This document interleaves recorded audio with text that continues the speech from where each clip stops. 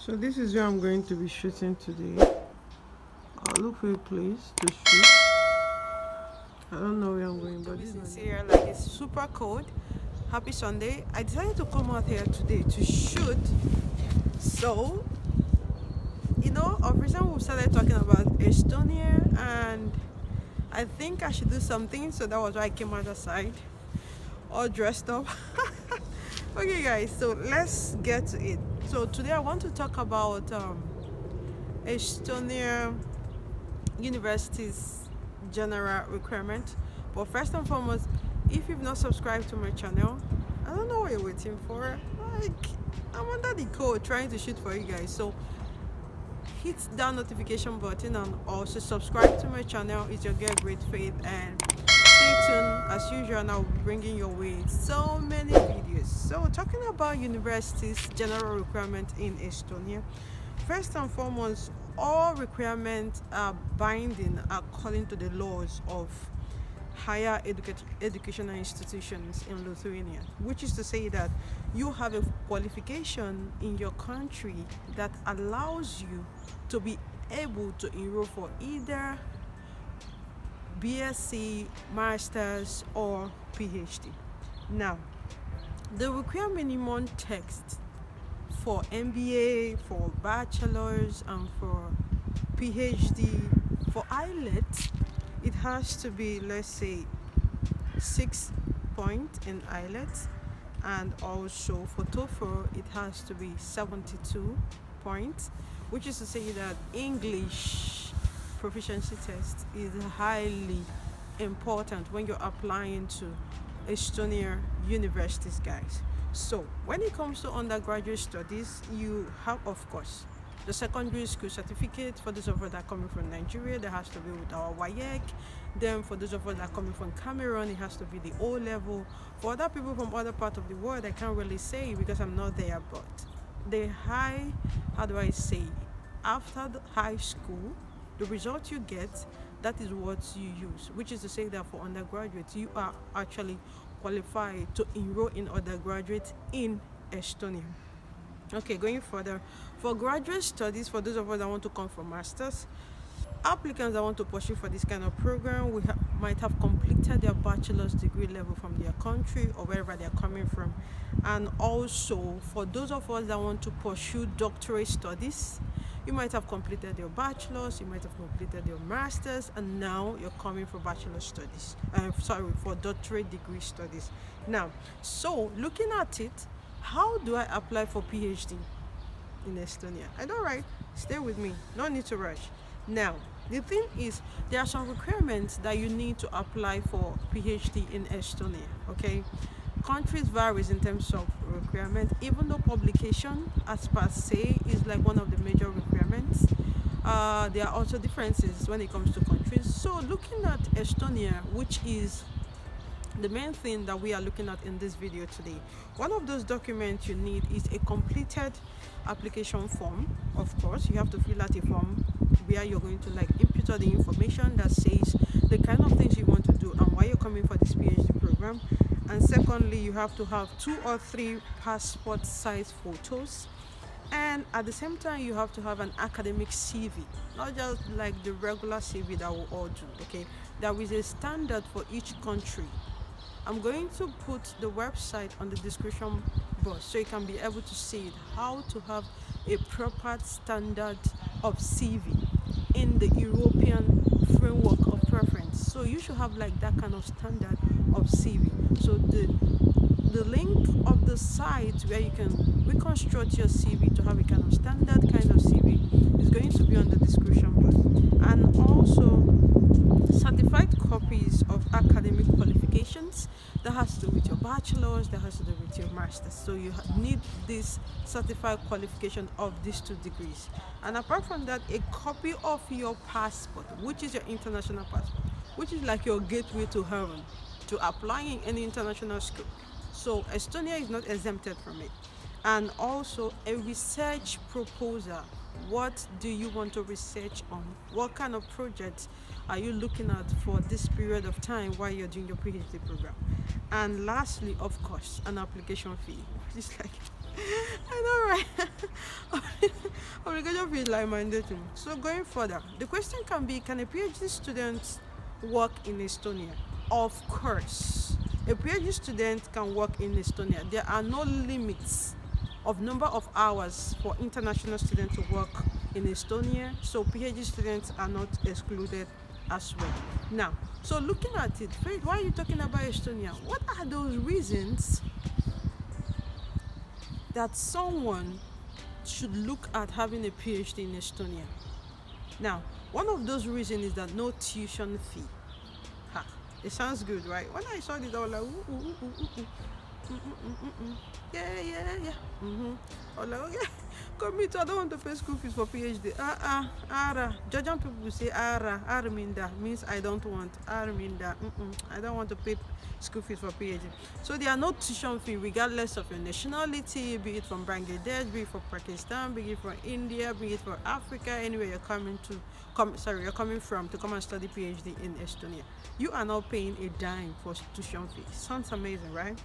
And also, you all know that Estonia have like one of the dynamic cities, one of the dynamic places, because they are so advanced in technology. So it's a very good country for startups.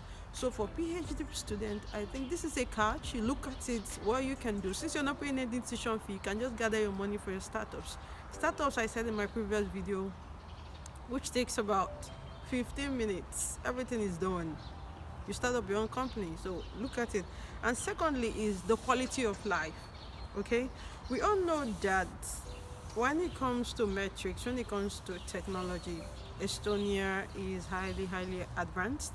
So the quality of life there is also very rich because of their population, which is not much. So there are like a lot of chances, a lot of spaces, and a lot of opportunities there. So the quality of life is pretty high. That's another reason.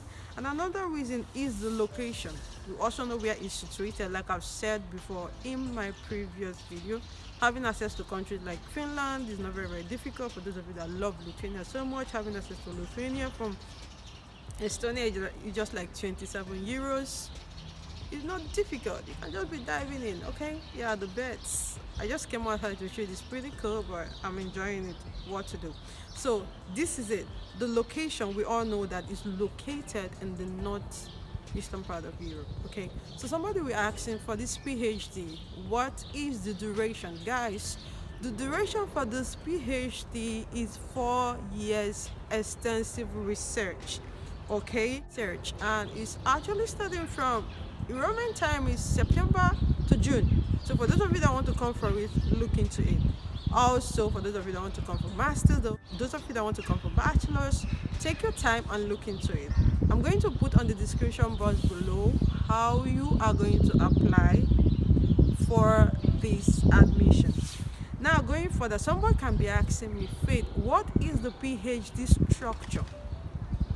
The PhD structure, like I've already said, is 4 years, 240 credits. Now, during this time, a PhD student, have to make sure you've completed all your research, have to make sure your original research project is done before you can be offered a certificate of a doctorate degree. Okay, so apart from that, you are also going to be assigned a supervisor from that department. Somebody is going to make sure everything you have to do is done accurately and right and on time. Okay, now going further, so when we look at the assignment and examination, this is the Estonian university's structures when it comes to how these assessments are being done. Now, since it's 240 credit units, breaking it down, one of it, let's say for the specialty courses, it's going to be 36 credits. Then for the university elective courses, elective courses are courses, it just means to like, they are not very important, they are not core courses, we don't care about those ones, we just mix anything. 12 credits. Then for the optional courses, they have the one they got the optional courses, 12 credits. And the research project and the doctorate thesis is 180 credit unit. So together, all of them make up the 240 credit unit that is needed for any master, sorry, did I say master? For any PhD student that is applying in Estonia universities. Now, Since you're not paying any tuition fee, someone might be asking me, are there, I'm actually specifically talking to the PhD student right now. Someone might say, are there like scholarships? Yes, there are a lot of scholarships that is being covered in this country because Estonia universities, they encourage researchers to come. Guys, one thing you should know is that universities are in great competition. So everyone wants your university to be outstanding. And the more researchers you have in your university, the high rank you go. So that is why the competition is pretty high. So there are like funding opportunities for PhD students. One of them is the doctorate allowance, which they are paying. The government is going to be paying you 660 euros every month. When I saw that, I wasn't much triggered because when I compared it to Norway, Norway is much more bigger. You know, like Norway, Canada, I was like, 660 euros is okay for Estonia, is minimum. And also, there is also doctoral student performance stipends, which is like 400 euro a month. This is strictly based on your academic performance. So they are going to pay you based on what you do, okay? Based on what they are seeing, your performance. And there is also doctorate stipend, smart specialization allowance. This is for people that are into research related to ICT, people that are into health technology or resource management. They also have to pay them like 440 euros every month. Now, bringing it back, when it comes to the language requirement, this is applicable to bachelors, is applicable to masters, is applicable to PhD students coming to Estonia. When it comes to TOEFL, like I said before, like 6 points, okay? And when it comes to IELTS, like 5.5. And when it comes to Cambridge English, it should be like B2 first, C1 advanced, and C2 proficiency. And when it comes to personal test of English academic, it should be like 29. Okay, so in general, you need B2 proficiency in English, according to the common European framework of references to languages. So you need B2. So which is to say that IELTS is very, very important in Estonia, no matter the level of education or academics you're coming for in Estonia. English is compulsory. You get me, right? Now, so going further, how do you apply for this? Of course, you're going to see everything on the screen. I'm going to show it, but at least I should like explain to you. Now, first and foremost, you have to go to the internet. When you Google, for example, there is an application they use which is called Dream Apply. It's in all European countries. You search for the program you're looking for. Are you looking for bachelors? Are you looking for masters? Are you looking for PhD? You simply search for the program. And after which, and how do you search for this program on Google? Now you're going to type www.estonia.dreamapply.com. Here we go. It pops up. Then you search for your program, the kind of program you want to apply for. After which you prepare for the documentation. This is where most of us get rejected because we overturn things and we just try to cut corners. It doesn't make sense. Right, documentation. And apart from that, there are different programs in different universities, which is to say that the program you might want to apply might not be in this university, it might be in the other university. But getting the right program and applying with the right document is very, very important, because sometimes most of us will get rejected because you get to apply to a particular course in a university with incomplete requirement for the admission. So they don't get to give you admission because those documents are not complete. So make sure you're applying to a university with the right documentation that is being required. Now, going further, you can also apply to different universities in this Dream Apply, which is to say you are not just limited to a particular application or to a particular school. You can apply to different universities. Okay, so now this is very, very important. So the application fee is from, like, let's say from 0 to 120 euros, which is to say that, ladies and gentlemen, your application fee is not refundable to all universities. So to be sure you are doing the right thing, you have to make sure you're providing the right documentation. You have to make sure you're applying on time before the application time is over. Then apart from that, after finalizing your application online, you're going to see where they say checklist, a requirement checklist. You're going to go through it, you're going to check. I'm going to put everything on the screen so you can see it. After you checklist and everything is correct, you hit the submit button, boom, and that's it, and it's submit. So that is it. Now going further, now I've submitted, I've gotten my admission. How do I go about the student visa? Now the student visa, like we all know, there is no Estonia embassy in Nigeria. In Africa, Estonia embassy is only in Ethiopia, in Addis Ababa, and the second one is in Cairo, Egypt. And of recent, I was trying to search for information. I found out that on 2022 they are planning, due to their diplomatic missions and bilateral relations with Kenya, they want to open another embassy in Kenya. So Nigeria, we are like, we are not included. Well, I know there are a lot of students there from Nigeria. So they also have embassy in Dubai, which is to say you can go to Dubai at Abu Dhabi to apply in Asia, and they also have embassy in India, New Delhi. You can go there as well to apply. So these are the places where their embassies are located.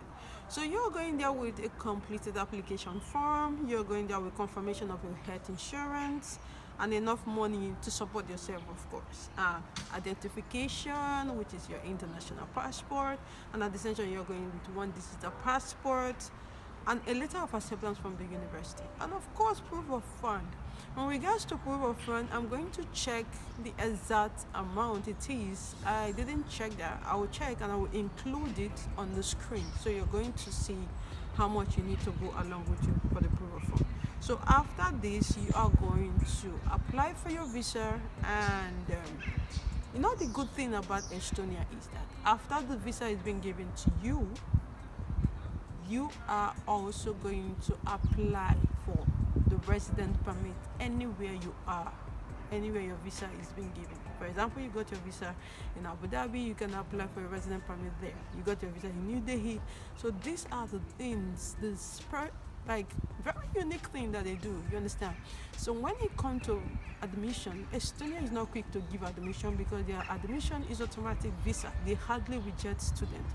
But the most important thing is every student must have English requirement, English proficiency test, which is the generally popular one, like I said, is IELTS and TOEFL. So guys, I will recommend you to look into Estonia universities because it's better to get admission and get automatic visa and resident permits, and to keep applying and you kept being denied visa. So these are like the things you should look into.